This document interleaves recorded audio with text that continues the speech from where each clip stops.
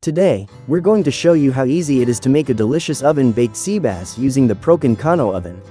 With just a few simple steps, you'll have a perfectly cooked meal. Let's get started. First, turn on the digital controller. Turn on the motor for stone rotation. Set the temperature to 200 degrees Celsius or 395 degrees Fahrenheit.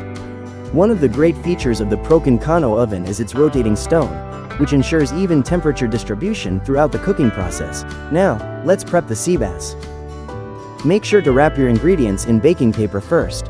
Remember, never place baking paper directly into the oven, as it can burn.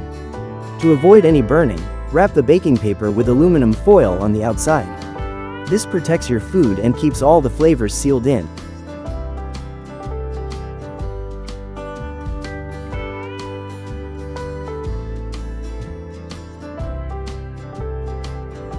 When the oven beeps, we know it has reached the right temperature. Set the timer to 15 minutes. Close the door. That's it. Just let the oven take care of the rest.